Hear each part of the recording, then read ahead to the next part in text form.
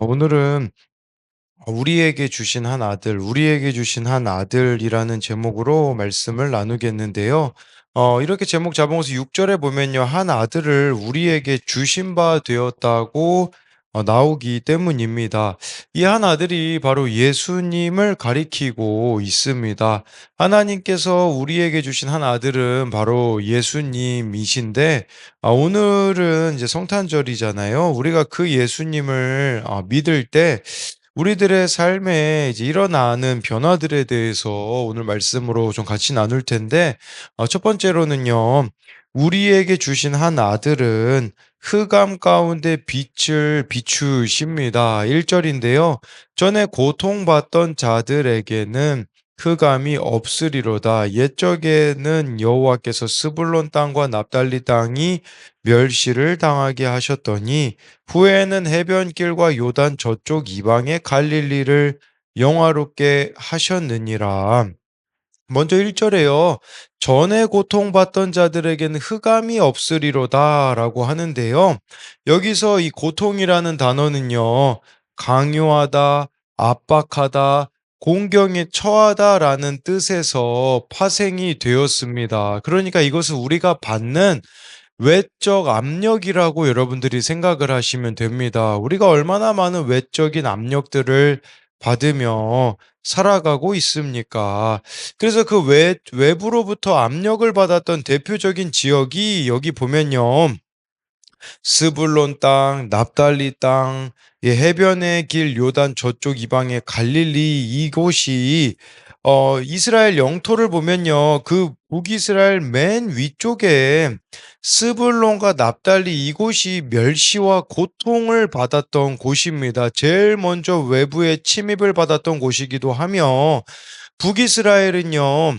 그 아수르라는 나라에 의하여서 멸망을 당하는데 제일 먼저 침략을 당했던 곳이 바로 이 스불론 납달리 땅이라고 볼 수가 있습니다. 그렇게 이제 그렇게 이것을 쉽게 말하자면 하나님은 가장 먼저 상처 입은 곳에서 회복을 시작하시겠다라고 말씀해 주고 있습니다.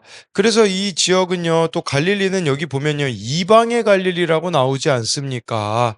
예, 이곳은 갈릴리는 이 가장 북쪽에 자리 잡고 있어서 이곳 같은 경우에는요, 유대인들에게도 천대를 받는 땅이었습니다. 왜냐하면 그곳은 이방인하고 같이 예수님 당시에 이렇게 머물렀던 곳이기 때문에 가장 무시받고 천대받는 땅이 바로 갈릴리였었다라고 하는데, 여러분 예수님이 사역을 어디서 하십니까? 갈릴리에서 사역을 시작하신 것으로 보면 이 말씀이 실제로 이루어진 것이라고 볼 수 있습니다. 그러니까 갈릴리라는 것은 가장 어두운 곳, 가장 천대받았던 이런 지역들을 다 가리키는 것이라고 볼 수가 있는 것입니다. 그러니까 우리들이 생각해 봐야 되는 것은요. 지금 내 삶의 갈릴리는 어디인가라는 부분들을 우리가 한번 생각해 볼 수 있습니다. 내 삶의 갈릴리라 함은요. 열등감의 자리, 실패의 자리, 상처의 자리, 무시받는 자리일 수 있습니다. 그런데 그 자리에 이제 예수님이 찾아오시게 됨으로써요. 맨 1절 마지막에 보니까 영화롭게 하셨느니라 이제 이 말씀을 보면 우리의 그 갈릴리와 같은 자리, 가장 낮아진 자리, 가장 어두운 자리가 바로 예수님께서는 가장 영화롭게 하실 수 있는 자리라고 말씀해 주고 있습니다. 그래서 2절에 보니까요. 흑암에 행하던 백성이 큰 빛을 보고 사망의 그늘진 땅에 거주하는 자에게 빛이도다라고 말씀해 주고 있어요. 흑암이라는 것은요. 절망, 고통, 환란이라는 의미가 있는데 행하던이라는 말은요. 걷다 행하다라는 뜻으로 흑암에 행하던 백성이라는 말은 매일 겪는 현재의 고난을 가리키는 것입니다. 여러분 고난 없는 인생이 누가 있겠습니까? 무엇이 고난일까요? 진짜 고난은요. 큰 빛을 보지 못하는 게 고난이라고 할 수 있습니다. 가장 큰 고난은 여기서 말하는 큰 빛은 결국은 예수님을 말씀해 주고 있기 때문에 여러분 인생의 가장 큰 고난은 예수님을 알지 못하는 것입니다. 또는 말씀으로 내 삶을 비추지 않고 살아가는 것이 바로 흑암에 행하는 즉 고난 가운데 살아갈 수밖에 없는 것이라고 할 수가 있는 것입니다. 그 흑암이 없어질 수 있는 비결은요. 빛을 비추는 것밖에 없다라는 것입니다. 예, 이 백성이 이제는 빛을 받게 되어지는 이 빛이 뭐냐면 예수 그리스도를 믿는 것이라고 할 수가 있는 것입니다. 우리가 예수님을 믿고 예수님의 다스림을 받을 때에야만 우리 가운데 있는 흑암 또는 여기 나와 있는 사망의 그늘진 땅이라고 나와 있기 때문에 흑암과 사망이 저와 여러분들이 예수님을 믿을 때에야만 해결되어질 수 있음을 말씀해 주고 있는 것입니다. 그렇게 예수님을 우리가 믿게 되어지면 이제 어떤 일이 벌어지게 되어지는가? 그게 3, 4절에 보면 나오거든요.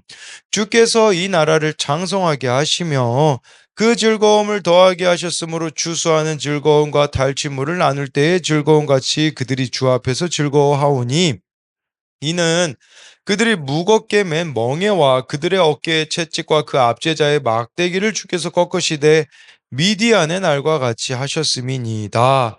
우리가 예수님을 믿으면요. 3절에 보니까요. 즐거움을 주신다고 합니다. 이 즐거움을요. 두 가지로 두 가지 즐거움이 나와 있는데 첫 번째는요. 추수하는 즐거움입니다. 여러분 추수할 때 이 수확의 날에 그동안 모든 인내와 수고가 위로받아 풍성한 수확물을 거두어 함께 나눌 수 있는 그런 기쁨을 저와 여러분들이 예수님을 믿을 때 주시겠다라는 것이죠. 그리고 탈취물을 나눌 때 즐거움을 주신다고 합니다. 이 탈취물을 나눈다는 것은요, 전리품을 나누는 기쁨이거든요. 이 전리품을 나눌 수 있다라는 게 무슨 말이겠습니까? 전쟁에서 살아남았다라는 것이고 승리했다라는 것이라고 볼 수가 있는 것입니다. 그러니까 이 즐거움은 예수님이 우리들에게 주실 수 있다. 그것은 바로 그것을 말씀해 주고 있는 것이죠. 여러분 이 즐거움, 이 기쁨을 저와 여러분들이 누리기 위하여서 필요한 것이 무엇일까요? 나의 즐거움을 버리셔야 된다라는 것을 보여주는 것이죠. 예, 그랬을 때 4절에 보니까요. 멍에 그들이 무겁게 먼 멍에 어깨에 채찍 압제자의 막대기를 예수님이 꺾어 주시겠다라는 것이요. 이 멍에가 무슨 멍에겠습니까? 죄로 인하여서 우리들 가운데 있는 멍에겠죠. 그러니까 이것은 죄와 사망의 권세에서 예수님이 벗어나게 하신다라는 겁니다. 어떻게 하시는가? 4절 후반절에 미디안의 날과 같이 하셨습니다라고 하는데요. 여러분 이 미디안의 날을 확인하려면요. 사사기 6장과 7장을 여러분들이 읽으시면 이 미디안의 날 여러분들이 아마 사사 중에 기드온에 대해서 들어보셨을 겁니다.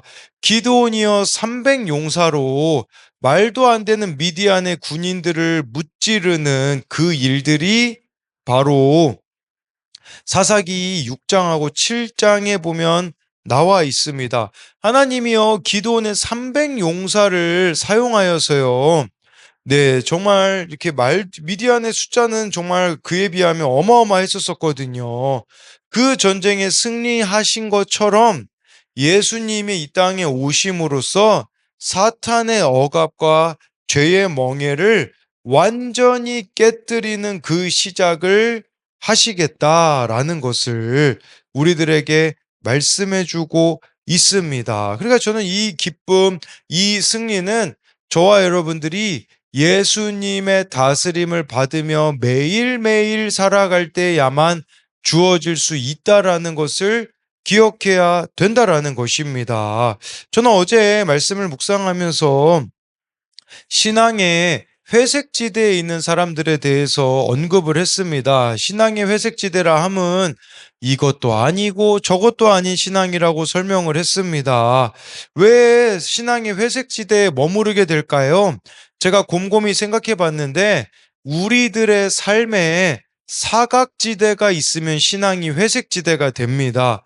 우리들의 삶에 사각지대를 남겨둔다라는 건 무슨 말이냐면 하나님의 다스림이 미치지 못하도록 하고 있는 영역들을 말하는 것입니다.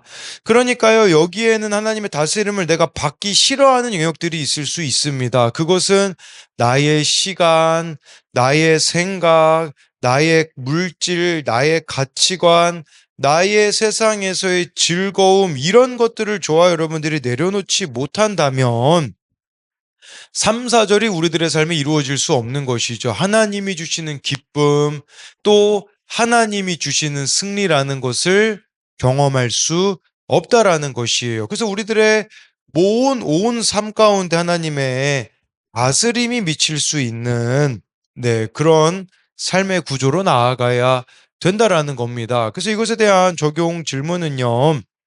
현재 내 삶에서 예수님의 빛이 가장 필요한 어 어둡고 절망스러운 나의 갈릴리는 무엇입니까? 이 갈릴리라 함은 가장 어두운 곳, 가장 절망스러운 곳이라고도 볼 수 있는데 우리들에게는 나의 갈릴리와 같은 것이 참 무엇이 있는가를 생각해 보자라는 겁니다. 또 한 가지는요. 내 삶 가운데 하나님의 다스림을 받기 싫어하는 사각지대는 무엇입니까? 이곳은 내가 주인이 되어서 하나님께 내어드리려고 하고 있지 않은 영역들이 있지 않습니까? 그곳엔 하나님의 다스림이 임할 수 없기 때문에 바로 하나님이 주시는 즐거움을 누릴 수 없고 하나님이 주시는 승리를 경험할 수 없다라는 것으로 여러분들에게 설명을 드렸습니다. 두 번째로요. 우리에게 주신 한 아들은 평강의 왕이십니다. 5절에요. 어지러이 싸우는 군인들의 신과 피 묻은 겉옷이 불에 섭같이 살라지리니. 여러분 여기서 보면요. 그 군인들의 신과 피 묻은 겉옷이 불살라질 거다라고 말씀해 주고 있는데 이것이 의미하는 것은 뭐냐면 메시아 예수님이 이 땅에 오시면 전쟁이 그치고 평화로운 상태가 될 것이라는 겁니다. 그러니까 전쟁의 도구들이 불태워진다라는 것은 영원한 평화를 예수님이 주실 것이라는 겁니다. 그러니까 우리가 예수님의 다스림을 받으며 살아가면요.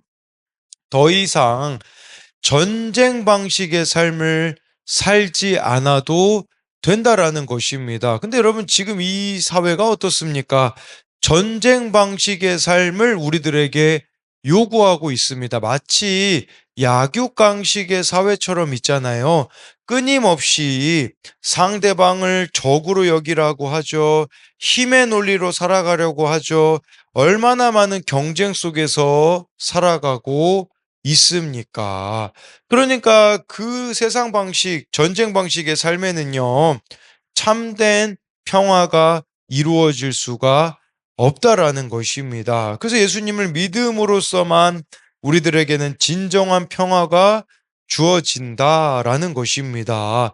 이 진정한 평화를 누리려면요, 예수님 방식의 삶을 살아야 한다고 합니다. 그게 바로 6절에 나와 있는데, 이는 한 아기가 우리에게 낳고 한 아들을 우리에게 주신 바 되었는데 그의 어깨에는 정사를 메었고 그의 이름은 기묘자라 모사라 전능하신 하나님이라 영존하신 아버지라 평강의 왕이라 할 것임이라.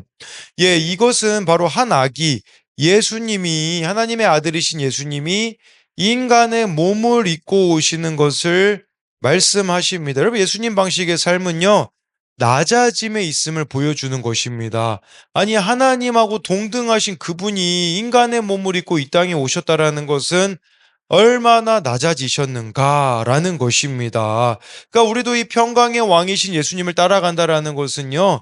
낮아지는 삶으로 나아가야 되는 것이죠. 예수님의 삶이 어떠하였습니까?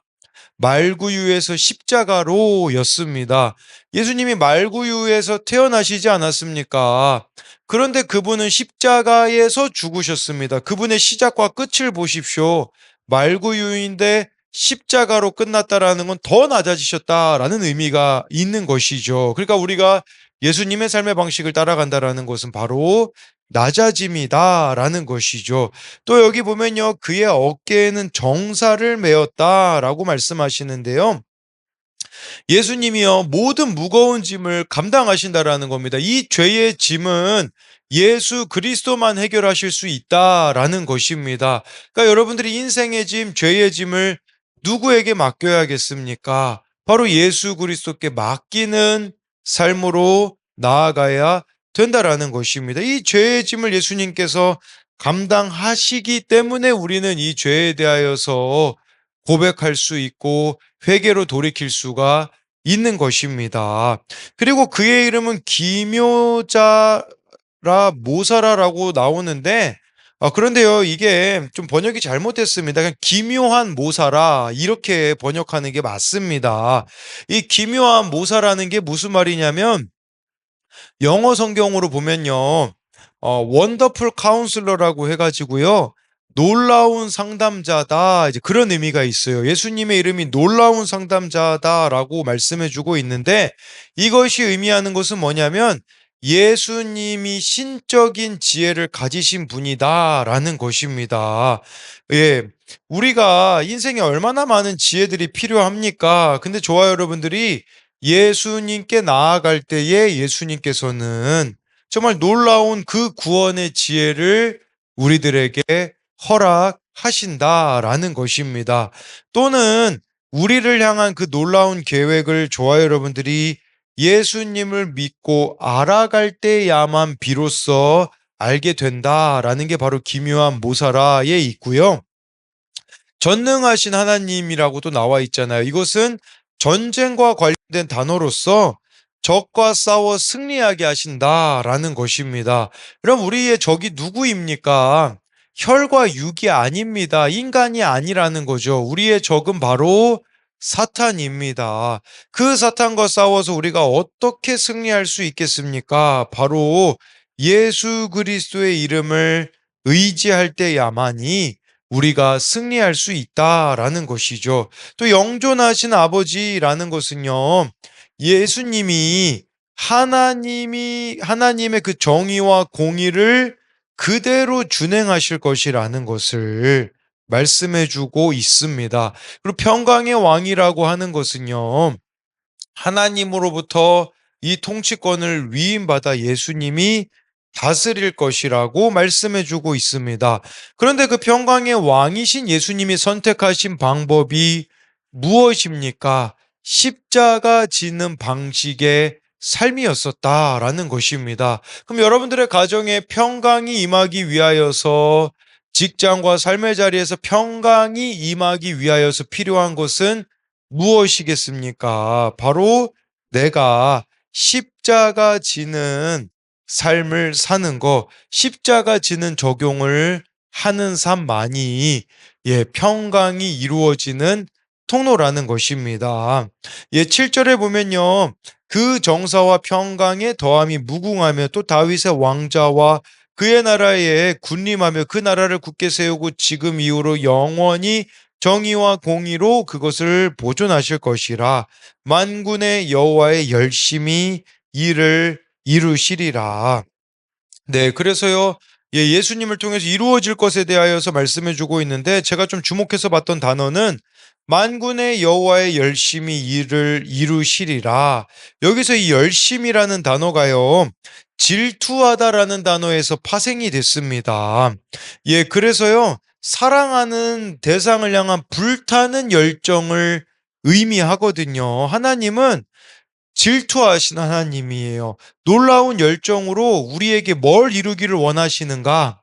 그것은 바로 구원이라는 것을 말씀해 주고 있는 것입니다. 하나님이여 자기 백성들을 원수에게 빼앗기는 것을 싫어하신다라는 것이죠. 그래서 죄로 가득한 흑암의 땅에 빛을 비추시고 예수님을 이 땅에 보내시는 이유는 하나님의 질투 때문입니다. 우리가 죄와 사망의 종으로 지옥에 가는 것을 하나님이 원하지 않으시기에 예수님을 이 땅에 보내심으로써 구원을 이루기를 원하신다라는 것입니다. 그리고 여러분, 이 구원은요, 인간의 열심으로 이루어지는 것이 아니라 하나님의 열심으로 완성된다라는 것을 저와 여러분들이 기억하심으로써 정말 나의 열심이 아닌 하나님의 열심으로 나아가는 우리들이 되었으면 좋겠습니다.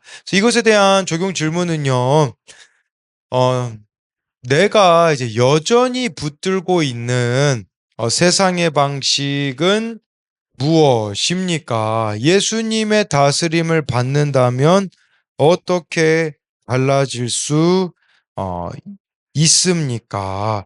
네, 그래서 세상의 방식, 전쟁의 방식이라고 제가 아까 5절에서 설명드렸었던 것이죠. 그래서 내가 지금 붙들고 있는 이 세상의 방식은 무엇이 있는가? 근데 그것이 이제 세상의 방식이 아니라 예수님 방식인 예수님의 다스림을 받는다면 그것이 어떻게 달라져야 되는가에 대한 질문이고요. 또 한 가지는요, 나는 예수님을 어떤 분으로만 제한하고 있습니까? 그분의 전인격적 통치를 받아들이고 있습니까? 이것은 그 6절에 대하여서 설명드린 부분인 것인데, 우리들의 삶에 정말 예수님에 대하여서 이런 부분들을 맡겨드리고 있는가를 보자라는 것이고요. 또 한 가지는요, 하나님의 열심으로 이루어야 할 것은 무엇입니까? 구원이라는 것은 내가 할 수 있는 게 아니라고 여러분들에게 설명을 드렸습니다. 이것은 하나님의 열심만으로 가능하다. 그렇기 때문에 우리가 하나님께 정말 맡기고 나아가야 되는 것이 무엇이 있는가를 말씀을 드리는 겁니다. 그래서 오늘 말씀을 이제 요약하면요, 우리에게 주신 한 아들은 첫째로 흑암 가운데 빛을 비추십니다. 그래서 어떤 어둠 가운데 있는 자라고 할지라도요, 빛이신 예수님께 나아가면 모두가 살 수 있다라는 것이고요. 우리에게 주신 한 아들은 평강의 왕이십니다. 그래서 예수님께서는 평강의 왕이시기 때문에 우리가 예수님을 배우며 예수님을 알아갈 때에야만 진정한 평화가 여러분들의 가정과 삶의 자리에 임할 수 있다라는 것을 기억해야 합니다. 기도하겠습니다.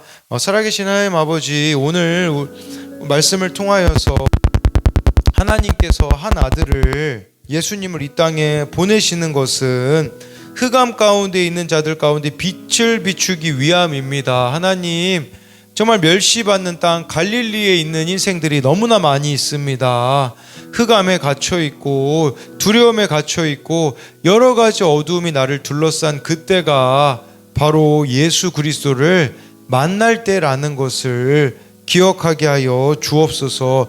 예수님을 만날 때에 정말 말도 안 되는 즐거움을 우리들의 인생 가운데 더하시겠다고 추수하는 즐거움, 탈취물을 나눌 때의 즐거움 같이 우리에게 진정한 기쁨을 예수님께서 주시겠다고 합니다. 하나님, 내가 버려야 하는 나의 즐거움이 있습니다. 세상에서의 쾌락과 죄악 가운데 내가 머물고 있는 그 즐거움을 버리게 하여 주사 예수님만이 나의 삶에 참된 즐거움이 되어지게 하여 주시고, 정말 예수님만이 나의 즐거움이 될 때 우리들에게 미디안의 날과 같은 말도 안 되는 승리를 주님께서 우리에게 주실 것을 믿습니다.